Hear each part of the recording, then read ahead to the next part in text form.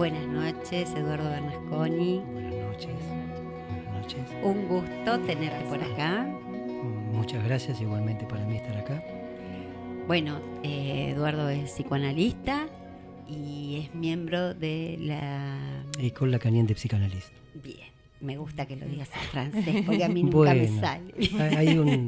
Hay siempre un debate si se traduciría o no. Por ejemplo, escuela de psicoanálisis, escuela lacaniana de psicoanálisis. Mi posición es no traducirlo porque el nombre en París es École Lacanienne de Psychanalyse.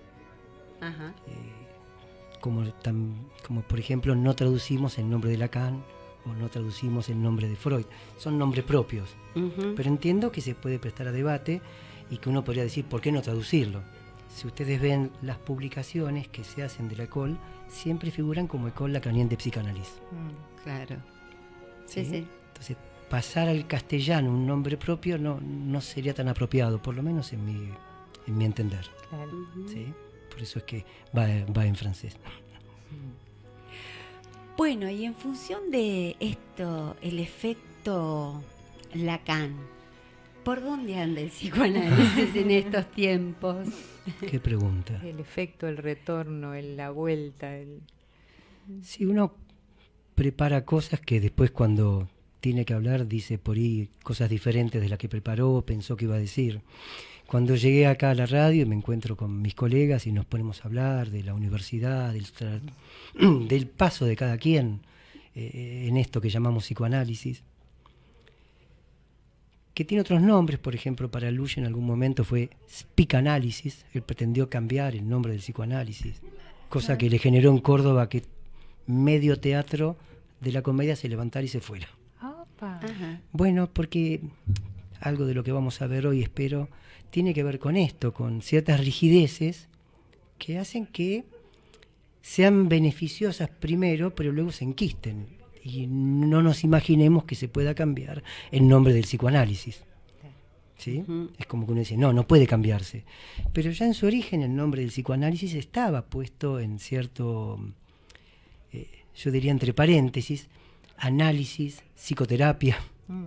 El mismo Freud, vacilan, Y y latina.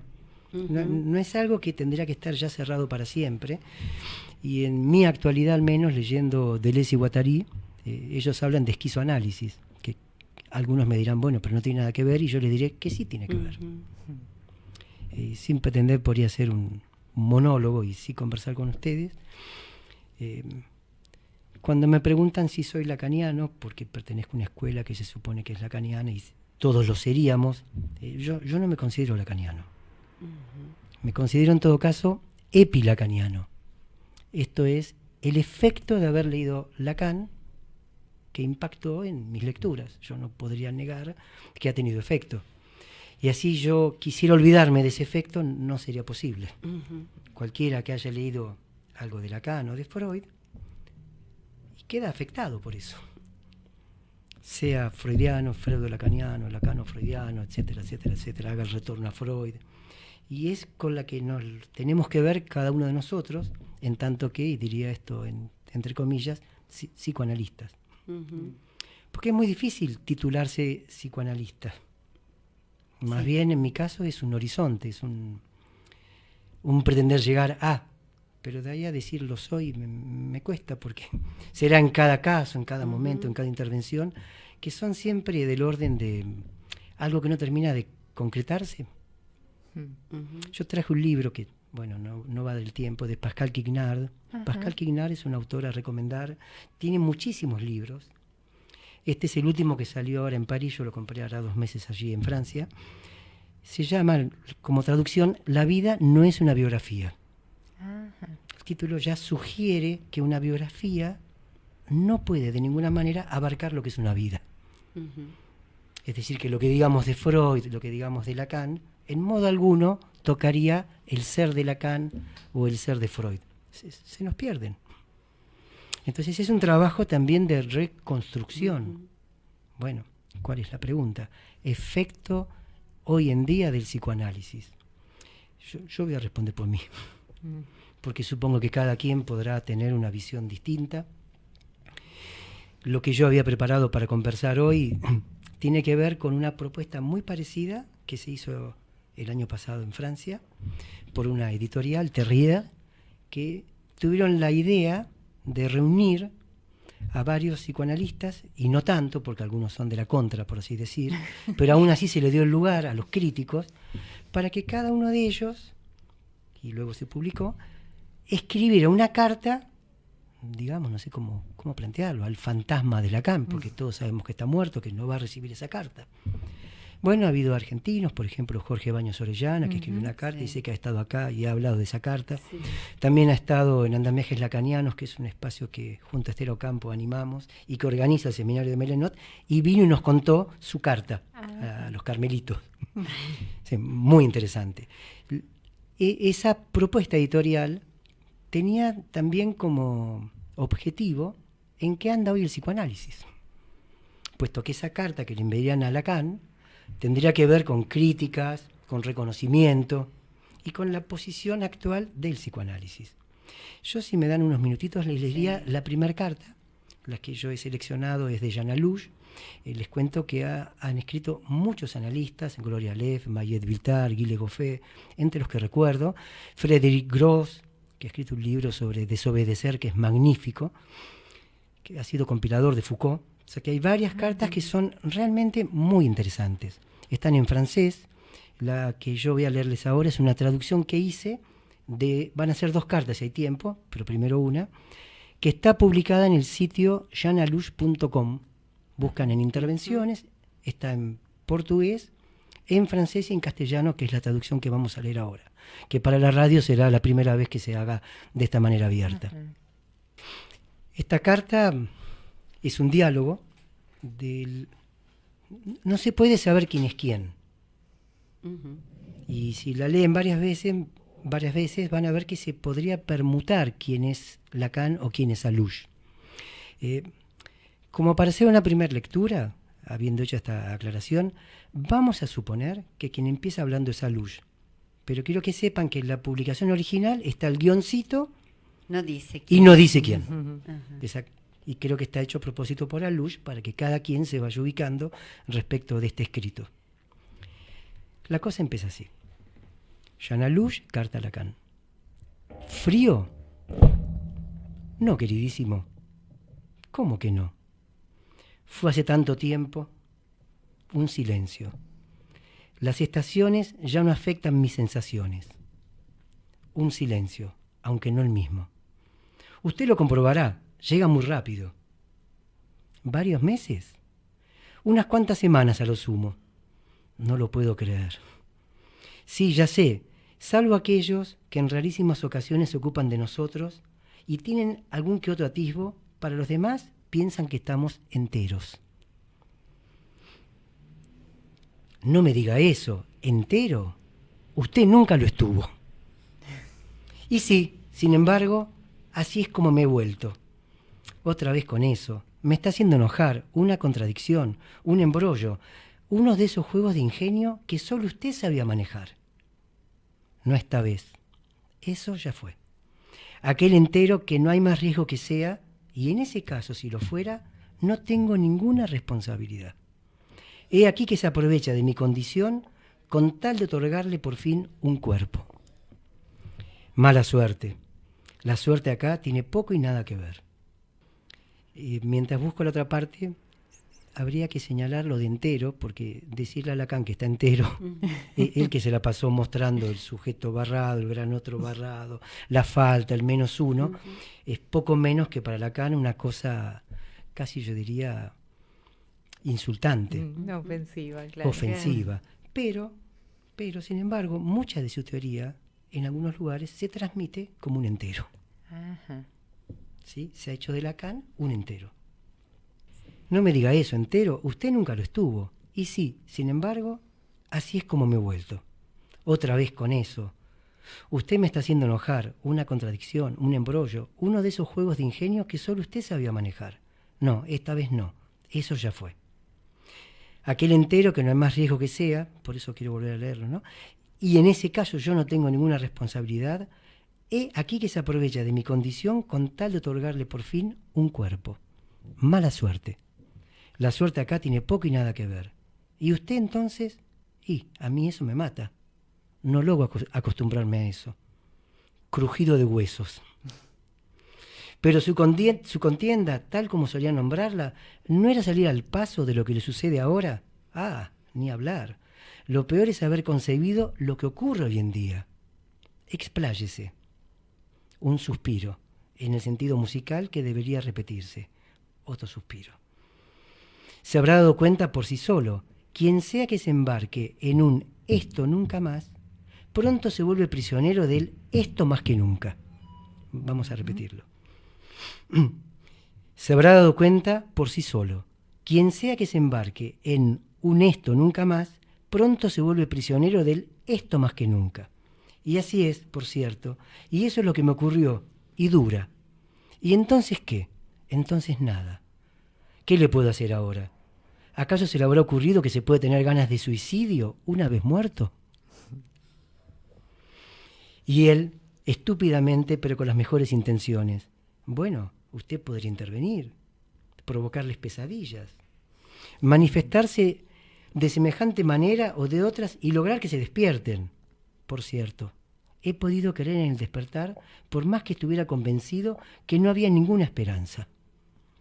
Lo encuentro muy triste. Pero querido, qué falta de perspicacia. Me extraña de usted semejante diagnóstico. Triste de ninguna manera. Eso sería esperanzarse aún. Perdón. Otra tontería más. ¿Está seguro? La existencia no tiene perdón. Hasta tuvo un nombre para eso. Freudiano. Preguntárselo, ¿sería ofensivo? Exactamente. Entonces, ¿dejamos acá? Sí, seamos concisos. Una palabra, sin embargo. ¿Y usted? En cuanto a mí, bueno, adelante, en una palabra. ¿Pero de verdad le importa? La verdad no tanto, pero tírese el lance nomás. Ya termina esta primera carta. Bueno, claramente uno puede decir, bueno, es Lacan quien está contestando, es Alush quien está hablando, pero cuando hacíamos este debate también decíamos, es una Alush que se está muriendo, que está muerto, hablan tanto que muerto con un muerto, es que lo revive a Lacan. ¿De qué se trata esta cuestión? Esta cuestión del enojo de Lacan por cómo se transmite su teoría, por cómo se ha hecho una cronología. Decía de entrada, la vida no es una biografía, o sea, una cronología. Los seminarios sí, 1, 2, 3, 4, 5, 6, 7, una cronología, una suerte de lectura evolucionista o evolutiva.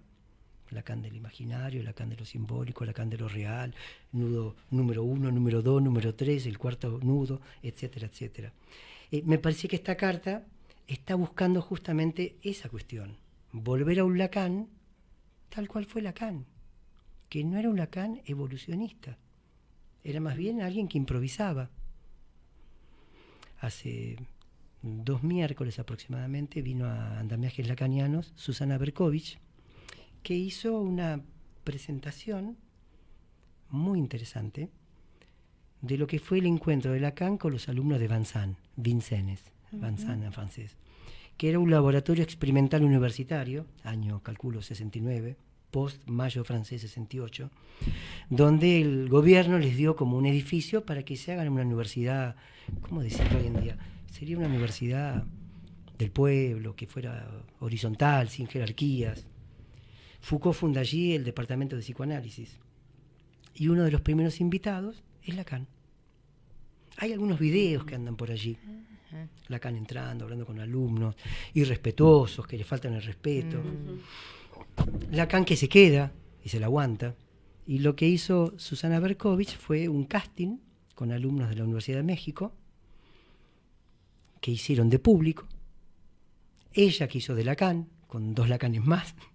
Y armaron todo lo que en el seminario 17 al final se llama Analyticon, que es justamente esa clase, por así decir, o ese impromptus, esa improvisación de Lacan con los alumnos, pretendiendo explicarles los discursos, los 4 discursos, el discurso del amo, y estos alumnos revolucionarios que no lo toman en serio, pero es sorprendente ver, y si leen el texto que aparece allí en el seminario 17, cómo se mantiene Lacan pretendiendo explicar esto y diciéndoles, ustedes revolucionarios, lo que buscan es un amo. Es una- Qué actual.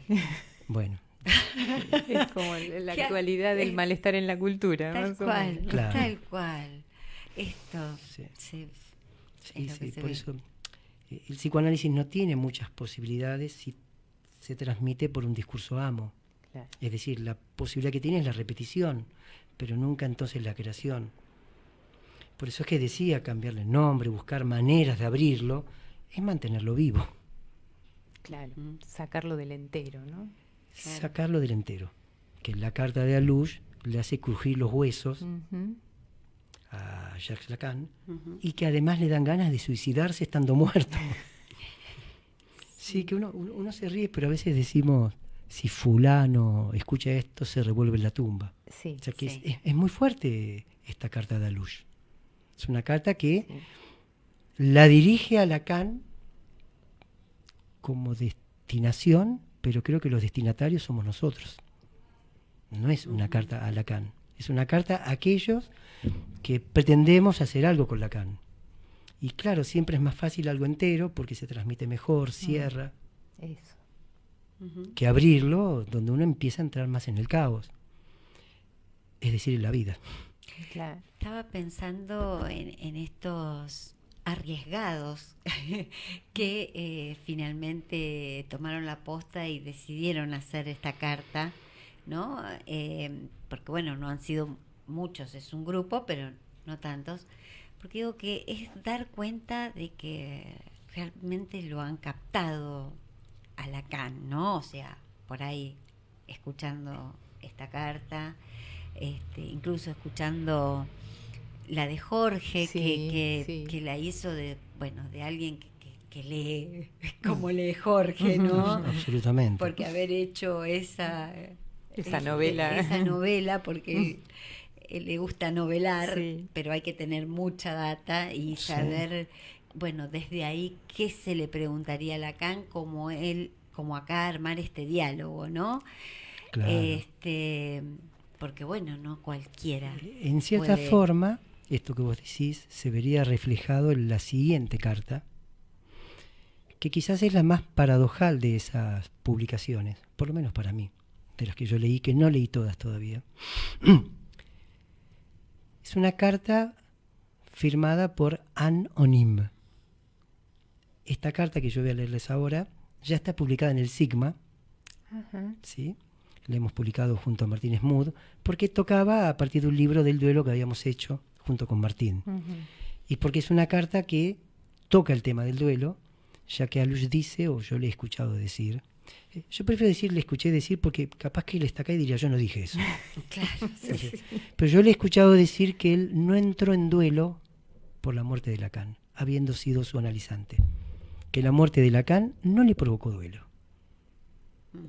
Eso no quiere decir que no le provocó tristeza, pero ese afecto que detiene, que podríamos llamar duelo, dolor, en el sentido de una detención del tiempo, no fue lo que le provocó a Jean Alush. Esta carta, como les decía, anónime, en francés y en castellano, hace escuchar anónimo. Ah, Es una carta que evidentemente no ha sido escrita porque él la firma. ujú. Y acá me voy a autorizar, yo le digo a Jean Alush ahora hace unos meses en París, le digo, esto lo has escrito vos, basta haber leído el libro del duelo, Erótica del duelo en tiempo de la muerte seca, para darnos cuenta que esto lo hiciste vos. Se rió y me invitó a una cerveza. Quien quiera ver esta carta la puede ver en el Sigma o también en el sitio jeanalush.com, donde Jean la publicó también. Ajá. Por supuesto, no puedo atribuirle la autoría a él. ¿Está claro? Porque no la firmó él. Dice anónime. Estimado señor, es una carta dirigida a Lacan. La traducción anterior como esta me pertenecen. Usted nunca me hubiera notado ante el público de su seminario, del que me han dicho ha sido numeroso. La verdad, en los años 80 no pensaba siquiera en nacer. Luego me sentía por demás a gusto conmigo misma, como para tener que prestarme atención al psicoanálisis, el suyo o el de cualquier otro. Dado que se me pidió escribirle, so pretexto de estar a punto de concluir mi tesis doctoral sobre el ornitorrinco, esto tiene que ver con Jorge, después lo charlamos, porque la novela de Lacan, escrita por Jorge Baños, a partir del capítulo 1, página 19, está el asunto del ornitorrinco, que después me detengo un poquito. Seminario La Angustia, cuando Lacan compara a este mamífero que nace de huevo y que es venenoso, con el objeto pequeño a. Me interesé en lo que pudiera haber dicho a ese respecto. O sea que Lacan ha mencionado a este, insisto, mamífero que pone huevos. O sea, como ven, es muy particular. Así es como tomé contacto con su obra, cuya importancia me resultó tan crucial, tanto para los ornitorrincos como para los humanos. A mi parecer, dicho rasgo parecería habérseles escapado a sus discípulos, cosa que no me sorprende, ya que solo muy pocas personas, como yo, pueden acceder a ver un ornitorrinco en la imagen de ellos mismos reenviada por el espejo. ¿Volvemos? Cosa que no me sorprende, ya que solo muy pocas personas, como yo, pueden acceder a ver un ornitorrinco en la imagen de ellos mismos reenviada por el espejo. Sin dudas, usted no olvidó que se trata de uno de esos raros mamíferos venenosos que pueden paralizar una pierna humana y hasta matar un perro. Mi tesis se centró, y con el transcurso del tiempo cada vez más, en dicho acto, cuya razón no entendía. Pues afirmar que se defiende, cuanto menos a mí no me alcanza. Tropecé con esa dificultad en tanto mi tesis doctoral quedaba atascada, mi director perdía la paciencia y mi beca estaba por escabullirse entre mis dedos. Ah, cuán contenta me hubiese sentido poder solicitar su ayuda y recostarme sobre su diván, donde hubiese podido saber al final lo que llevaba al ornitorrinco a arrojar su veneno. Pero no, usted ya no estaba más. Solo quedaban sus trabajos. Me brindaron claridad y por poco la posibilidad de resolver mi problema. Le debo a usted llamar, de ahora en más, acto el gesto del ornitorrinco al matar un perro o cualquier otro animal de ese calibre. Debo también a mi marido filósofo, más allá de haberme embarazado recientemente, el alentarme para avanzar en mis reflexiones sobre aquel punto que me había detenido. Aquí están a continuación. ¿Habrá ahí algo que se le haya escapado? Con todo le ruego aceptar, estimado maestro, las expresiones de mi consideración que no otorgo sino a contadas personas. Anonim, Universidad París 25, Departamento de Paleología. No existe París 25. La carta. Hacer del morir un acto. Un acto que no puede ser otro que el de mí, ese mí es también genérico, libertad. Esta libertad es puesta en práctica en tanto se dirige a los demás. ¿Qué sería morir de tal manera de dejar a los demás libres de mi muerte? ¿Volvemos? ¿Qué sería morir de tal manera de dejar a los demás libres de mi muerte? Dejar, entre comillas, y no permitir. Esa muerte no lo pondría en duelo, no le pesaría, no lo parasitaría. ¿No es factible? ¿Es imposible? Es como una... Quien haya leído el libro del Duro de Alush, hay como una suerte de reelaboración. Decía, no le pesaría, no lo parasitaría, no es factible, es imposible. Muertes alienantes hay por todos lados, se estancan en los cementerios, las llenamos de flores, las volvemos florecientes. Una de las más notables, la de Cristo. Su crucifixión ha alienado a los hijos de Dios de millones de personas durante 2 milenios. Para los siglos de los siglos, dice el rumor. Cristo ejemplar del muerto para ser amado de Paul Éluard. ¿Se puede desvirtuar más aún el amor? ¿Se lo puede sacar tanto de contexto? Muchos pasajes al acto suicida implementan otras modalidades de alienación de los sobrevivientes. Ya esa palabra, sobrevivientes. Se espera que algún día sean clasificados. La visión banal de un muerto después de una vida, si no lograda, pero por lo menos bien llena, no converge con aquello que sería el acto del morir, el morir como acto. Quizás se le aproximaría de más cerca a la muerte hinduista, en la que el difunto se diluye en el Dios universo, encontrando allí su lugar. y de la misma manera la muerte estoica. Más lejos, en cambio, tenemos esa otra muerte concluyendo una vida que no se vivió, haciendo de esa pérdida algo insoportable. No vivir para no morir. Sin embargo, esta solución, aunque vergonzosa, sería elegante. Un sabio podría encontrar muy fuera de lugar la problemática aquí presentada. Cuestionaría, ¿estar en duelo no es acaso una de las más decisivas experiencias en la vida de cada uno? Y agregaría, pretender sacar ese lastre es una pésima jugada. Y machacando aún más su clavo, ¿existe alguna cultura que se libere de los rituales del duelo? Vale. Sin embargo, esas verdades masivas no alcanzan a reducir a la nada la perspectiva de un morir que haría acto. Soslayan que hay muertes y muertes. Algunas muertes pesan más que otras hipotecan el avenir. ¿Quién lo ignora?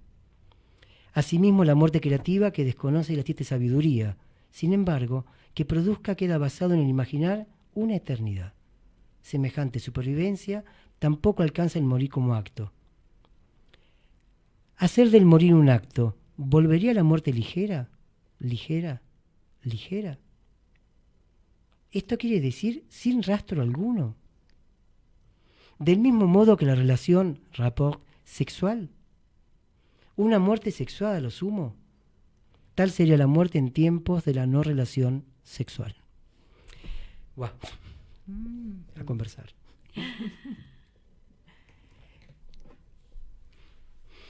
Nos preguntábamos dónde está hoy el psicoanálisis.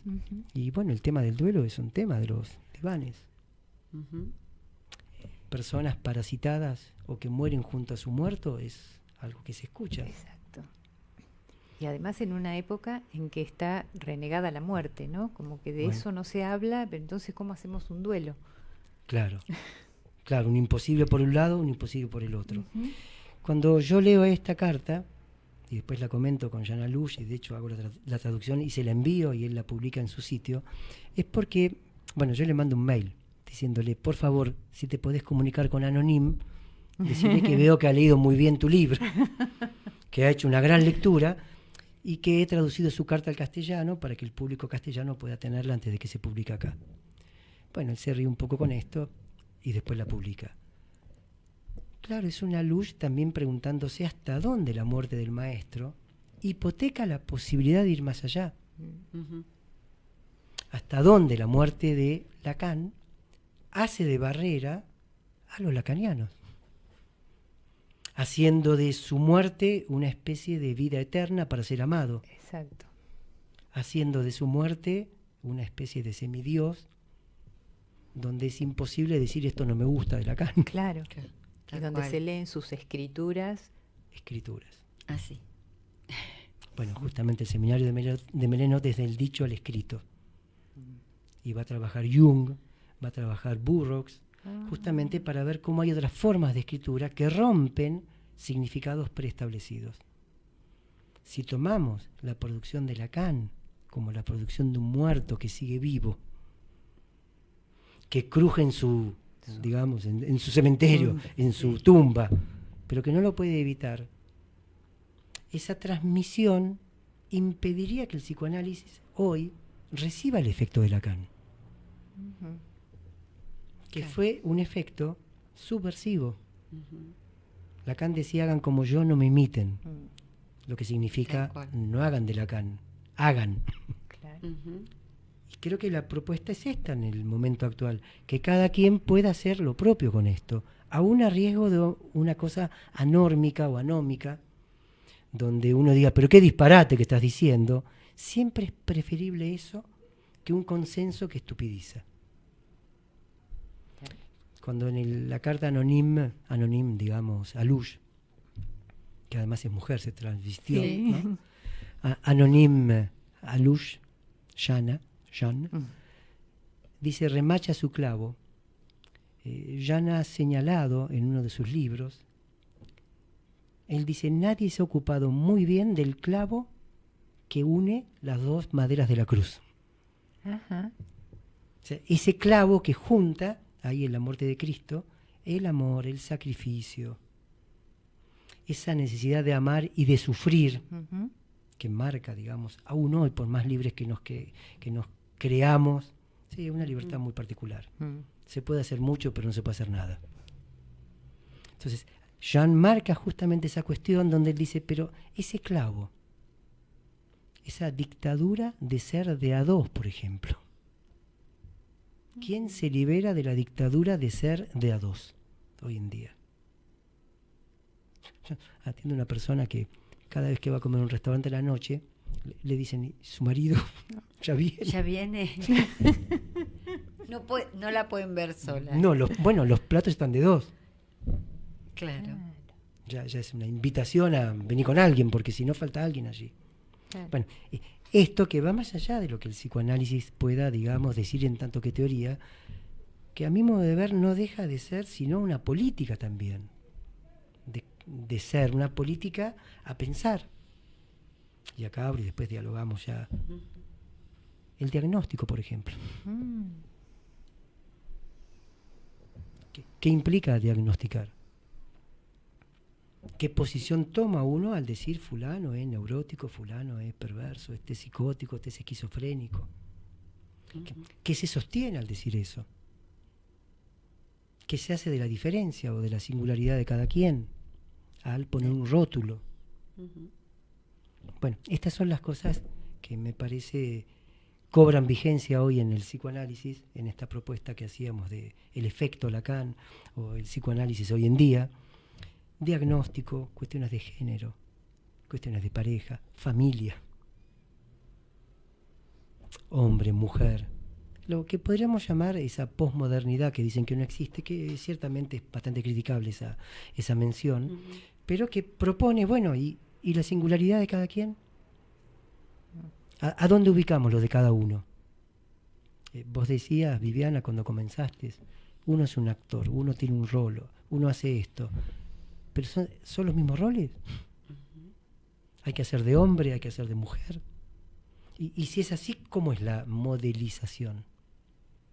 Entonces creo que el psicoanálisis, si tiene chances de poder seguir vivo, porque creo que está desfalleciente frente a las teorías, el coaching y todo lo que uno observa, que avanza a pasos agigantados, es que si no puede volverse a renovar y recuperar su poder subversivo, revolucionario, de volver a abrir, de producir líneas de fuga, y bueno, el porvenir del psicoanálisis va a hacer desaparecer.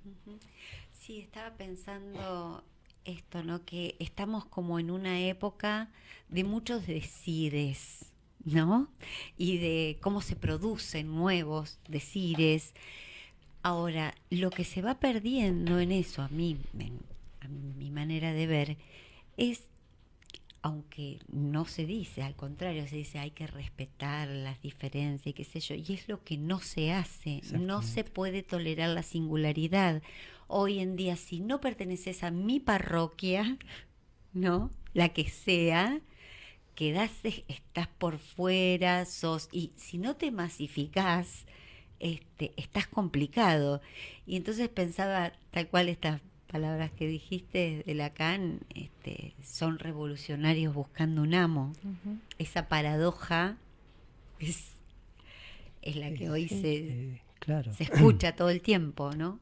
Pienso que cualquiera que tenga un recorrido, cuando digo recorrido no es sinónimo para mí de experiencia, no es que porque uno hace mucho que la tiene clara, pero sí por ahí tiene claro las resistencias cuando uno cambia un poco el discurso.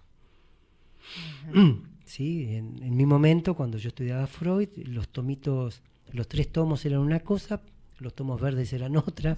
Si vos decías instinto era una traducción, pulsión era otra, fantasía era kleiniano, fantasma era lacaniano. O sea, no te podías mover mucho de una teleología, de una dirección que donde te movías un poquitito, no eras lacaniano, no eras psicoanalista. Claro. Y en rigor uno, si lo piensa, daba miedo que te digan eso. Claro. No, como no soy psicoanalista, si yo quiero ser psicoanalista. Pero Freud, cuando comienza con rupturas. Basta conocer bien, a ver la ciudad imperial que es, ir a buscar el consultorio de Freud. Ver una sociedad como hoy aún es la sociedad austríaca, no es esto una crítica, es una descripción, para entender la audacia de Freud, de, por ejemplo, decir que los niños tenían sexualidad, cuando eran absolutamente impensado porque eran poco menos que ángeles. Y como un ángel iba a tener sexualidad. Claro. Hablar de masturbación infantil, entre otras cosas, porque no es solo que habló de histeria masculina, que ya había antes quienes lo habían dicho, pero hablar de sexualidad infantil. O sea, uno no se da cuenta hoy, Claro. porque tenemos como estipulado que sí la hay, pero en su momento era del orden de la ruptura de un paradigma. Bueno, Lacan luego, cuando rompe con ciertas concepciones ya rígidas que llevaba adelante la Internacional, la IPA, también tiene el mismo destino. Pero individualmente cada uno de nosotros, cuando se ha corrido un poquitito, enseguida recibe, che, esto no. ¿En qué página? ¿Dónde lo dice? Exactamente, sí. ¿Cuándo lo dijo? Es un decir religioso. Es un decir religioso que cuesta mucho correrse. Entonces es increíble a veces que un lugar donde hay psicoanalistas se pueda parecer un templo. Yo estuve este año también en Turquía, en Estambul. Y claro, es hermoso y yo no voy a criticar una cultura que además apenas tuve 6 días como para criticar, pero sí puedo decir lo que sentí. Se ora 6 veces por día quizás. Y cada mezquita tiene unos parlantes que sale afuera el rezo y se escucha por la calle. Se escucha a la mañana, a la media mañana. Y uno dice, claro, te quedás acá 3 meses y sos musulmán. Claro. Porque no te toca la piel, porque... inerva, digamos, lo más Ajá. profundo de cada uno, aunque no entiendas qué están diciendo, pero es una especie de lamento que duele, que identifica. Ahí se entiende bien la noción de discurso, aprisionando los cuerpos. Y cómo hay una modelización donde decís, bueno, claro, ¿qué tiene que ver con el psicoanálisis? Bueno, si repetimos, transferencia, pulsión, y repetimos, ¿cómo se puede salir de esto? Si el carácter del psicoanálisis es una apertura y no un cierre. Cuando hablábamos de entrada, de tomar examen de psicoanálisis, bueno, cada docente verá cómo hace con esto, pero si es psicoanalista, sabe de la dificultad que implica poner una nota en un saber que nunca va a dejar de ser inestable y clasificarlo como estable. Claro. Si los seminarios de Lacan en castellano, versión PAI 2, son transcripciones y establecimientos de textos de Jacques Alain Miller, que es más la enseñanza de Miller que la de Lacan. O sea, Lacan se perdió. La carta de Alouche, esta primera carta que leímos, a mi modo de ver pone de manifiesto a Lacan como un objeto perdido, donde cada quien verá cómo puede reconstruir los trazos de esa enseñanza, pero no como un entero. Yo entiendo, yo tengo biblioteca, vos pones del tomo 1 al tomo 20 y pico y los tenés allí, pero uno no cree que ahí esté Freud o que esté Lacan, porque no está. Porque no hay una lectura evolucionista, porque cuando ellos construían no sabían bien a dónde iban. Claro. Yo siempre digo, Freud tuvo la suerte que no había un Freud. Claro, no había alguien que lo antecedía. Claro. Él rompió con... Y es más el art brut, o sea, un arte que no tiene algo que lo antecede, entonces pudo decir lo que él escuchaba, lo que él veía. Y en cierta manera, cada uno de nosotros, cuando escuchamos a alguien, si no lo hacemos desde ese lugar, ¿cómo podemos escuchar? Si no podemos escuchar cada singularidad que viene, que yo digo a veces es tan simple la neutralidad, se supone que que había una neutralidad. Lacan ubica en el discurso del analista, en el lugar de la gente, ese famoso pequeño objeto A, le petit a. Eso implica que ese discurso es un discurso sin parentesco. O sea, el paciente no es un hijo, no es un amigo. Hay un solo sujeto en esos 4 elementos. O sea que no hay 2, el del paciente y el de uno. Es un discurso que no tiene parentesco. No es un lazo parental. Toda biografía te pone en un parentesco. Hijo de... como en el Verás, de Eduardo Bernasconi, hijo de... Claro, pero es una cuadrícula que te atrapa. me decían en el club al cual voy, claro, porque Freud era el padre del psicoanálisis. Otra vez con el Edipo. Claro, yo sé, alguna vez lo habré dicho. Y en broma decía, bueno, la madre es la filosofía. Pero otra vez el Edipo. ¿Por qué sería el padre? Claro, ¿no? ¿Quién sería el hijo? Claro. Pero ¿por qué el padre sería? ¿Y por qué hay que ver las cosas en cuestión de padre? Claro. ¿Por qué tenemos esa necesidad? Entonces, el padre es uno, el hijo es Lacan, o al revés, es el hijo que superó al padre. Pero si uno transmite en lo que informa, lo contrario de lo que informa, porque esto es transmisión, no es información. Entonces yo informo lo que leo, pero lo transmito edípicamente, traiciono aquello que estoy pretendiendo informar, porque lo informo desde un lugar de parentesco. Es decir, me considero un hijo de Lacan. Claro. No, pero es así, se lo defiende a Lacan como si fuera el padre. Y a Freud también. Y hasta hay bandos, y no se lo puede tocar. Sí. Me dirán, no, hoy cambió. Yo no creo que haya cambiado tanto. No sé qué piensan ustedes del recorrido de ustedes. No, yo creo que hay, incluso en algunos grupos, hay como la búsqueda de las certezas de los dichos de Lacan o de Freud. Lo que es sorprendente, porque se pierden los dichos. Sí. En el seminario de Melenot va a haber 2 presentaciones. Una mía, nos cuentes escribir en el agua, y otra de Jorge Baños, que creo que va a ser sobre los sueños, está en la publicidad. Más allá del seminario de las 4 intervenciones de Georges-Henri Melenot el viernes y el sábado, que va a trabajar sobre el decir, el escrito y lo dicho, que va a tomar cuestiones de Lacan, de Burroughs, que es muy interesante respecto del CATAP. El CATAP es una técnica de corte de párrafos, por ejemplo, de diarios, que se vuelven a reubicar y producen un nuevo texto. Sí, una suerte de texto y otro nuevo texto y otro nuevo texto que destruye cualquier significado anterior. Es muy interesante cómo lo plantea Georges-Henri Melenot. Georges-Henri Melenot es un miembro de la École lacanienne, él ejerce en Estrasburgo, lugar divino. Hemos hecho una amistad y por eso es el segundo seminario que lo organizo acá en Buenos Aires. También una conferencia que lo organicé hace unos 3-4 años, que tenía que ver también con Burroughs y todo lo que se llamó los escritores de la generación Beat, que eran también generaciones que usaban ciertas drogas para ampliar estados de conciencia. Que claro, uno dice drogas y la droga uno le tiene miedo, pero depende de qué forma, porque la televisión también es una droga. Uno cree que no, por ahí es de las peores. El celular. Bueno, esto, por ejemplo, celular es lo más adictivo. Claro, drogas permitidas. Claro. Entonces uno se asusta, decir, Claro. che, la mescalina, él va a tomar, por ejemplo, Henri Millot. Millot también trabajaba sobre efectos de la mescalina, muy interesantes, para ver cómo se puede hacer una escritura que no sea una escritura imperial.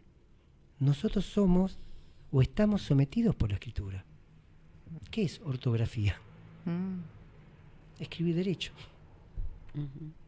Si quieren hacer una línea y vamos a la dictadura, los argentinos somos derechos humanos. O sea, esa cuestión de esa escritura que se decía antiguamente y hoy también, la letra con sangre entra. Sí. Entonces, esa escritura que también modeliza los cuerpos, que también toma los cuerpos. ¿Cómo hacer una deconstrucción de eso? Bueno, creo que el seminario de Georges-Henri va a habitar estos espacios y estas preguntas. Que también podríamos enmarcarlas dentro de, bueno, efectos del psicoanálisis, hoy. Bien, contanos cómo los días, el lugar, la hora. Se los voy a contar con precisión. Sí. El 6 y el 7, ¿no? 6 y 7 de junio. Pero no me quiero equivocar con el hotel porque está uno al lado del otro y averiguamos en 2 hoteles. Organizar es algo bastante complejo. Es el Hotel Conquistador en la calle Suipacha 948. Viernes 7 de junio de 19 a 21 horas y sábado 8 de junio de 9 a 18. como les decía, va a haber 4 presentaciones de Georges Henry, una intervención mía y otra de Jorge Baños Orellana, y luego haremos un debate con todas las personas que hayan venido para hacer una... Georges Henry tiene la idea de hacer una especie de transmisión horizontal. Él no quiere ponerse maestro, no es algo que a él le guste, todo lo contrario. Es una persona extremadamente humilde, más allá de la lectura que tiene. Imagínense, si no lo conocen, un hombre de unos 70 y pico de años, con mucha lectura. Estrasburgo es un lugar de mucha lectura. Ha sido capital cultural de Europa, además del lugar, les digo, es maravilloso. Y él es psiquiatra, psicoanalista, debe ser uno de los primeros miembros de la École Lacanienne, ha sido también su director. Así que es una persona muy agradable para escuchar y, como les decía, quiere dar su seminario en castellano. Porque considera que ya ha alcanzado una cantidad de, digamos, de manejo de la lengua española como para poder leerlo. Va a estar asistido por mí o por quien sea ante alguna dificultad de alguna palabra, como nos pasa cuando vamos a Francia y por más que sepamos francés, hay cosas que nos cuestan. En una transmisión amigable, pero de un recorrido muy interesante. Él viene de publicar un libro que se llama,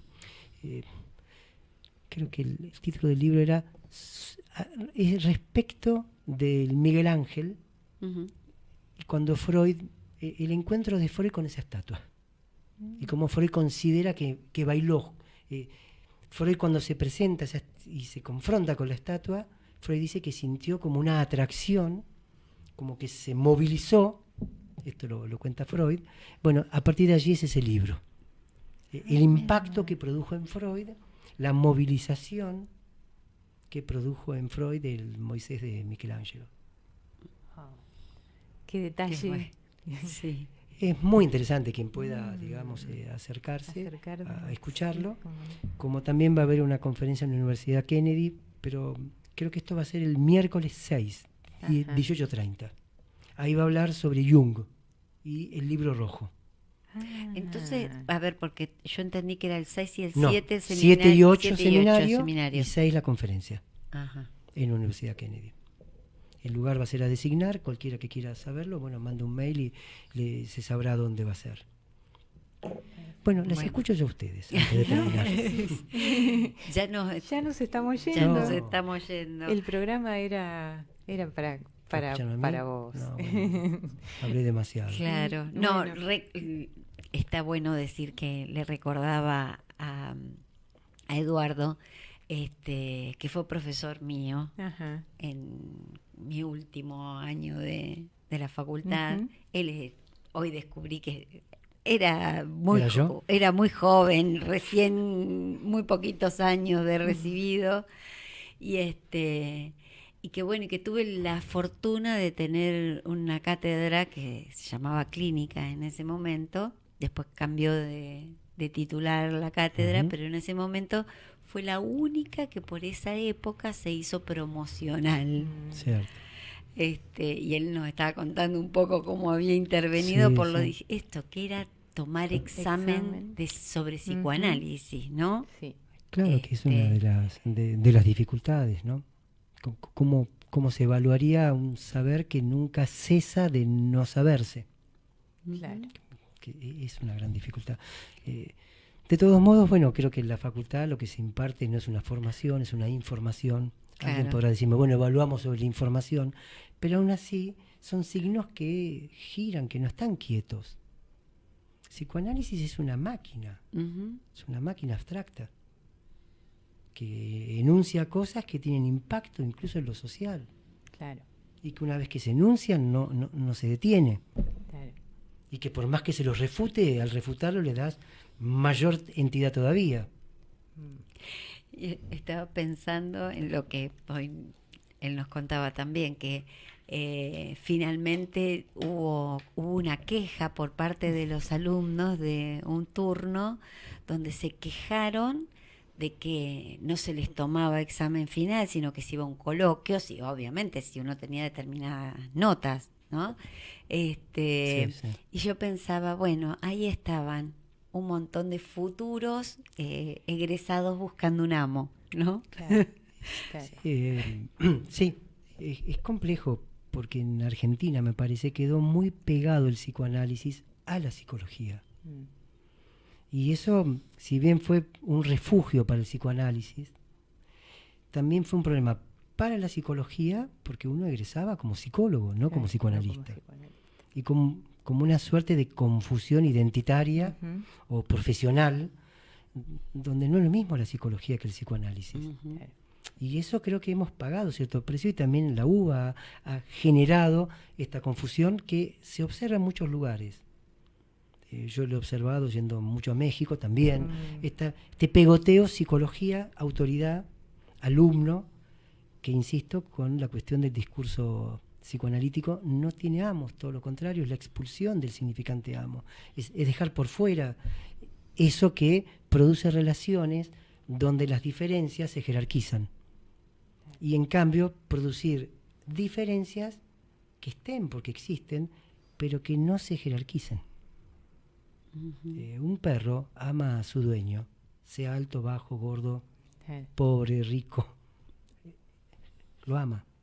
Bueno, me dirán, pero es volver a un terreno animal, y quizás sí, quizás sea volver a o salir un poco de esta cuestión de humanos demasiado humanos, que en cierta forma nos afecta, nos impide hacer cosas sinceras por uno teme hablar, uno teme decir algo, uno teme expresarse, a uno le da vergüenza decir lo que piensa. Si uno se pone a pensar, es increíble que a uno le dé vergüenza decir lo que piensa. Y que prefiera decir algo que dijo otro. Claro. Que tiene más autoridad. Sí, pero uno queda licuado en tanto que te den la letra, un poco exacto, lo que ¿no? leía la canción, que te den la letra. Claro. Entonces esta cuestión de no poder, yo sé que la palabra ser puede asustar, pero transitoriamente, si me permiten, no poder ser. Aunque eso no sepamos bien qué es. No poder tener ese punto de singularización donde uno, mire, yo pienso esto. Esa me parece es la empresa del psicoanálisis.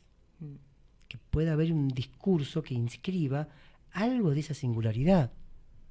Porque si no estamos condenados a repetir. Y a repetir y a repetir. Claro, somos profesores de historias. Bueno, por eso traía el texto de Pascal Quignard, La vida no es una biografía. Sería toda una biografía. Exacto. Sería toda una cronología que haría imposible poder decir cualquier cosa. Que no fuera un discurso oficial. Exacto. No hay metáfora. No hay escape. No hay escape. Yo la llamo, junto a Deleuze y Guattari, líneas de fuga. Porque las líneas de fuga son lo que permite llegar a algo más rizomático, entendiendo el rizoma como algo que conexiona con otras cosas, produce un devenir más que un porvenir. Que el porvenir también no nos deja vivir mucho. Entonces, en cambio, el devenir sería más cercano a eso que llamamos deseo. Pero ya sería para otra conversación. Bueno, la dejamos pendiente. Sí, el devenir. Para Antiedipo y 1000 mesetas. Bueno, algo así como el devenir y el encuentro. ¿No? Claro. Con el deseo. Sí. No se lo sale a buscar. Hay unos indios norteamericanos que dicen que si no se sueña, no hay encuentro.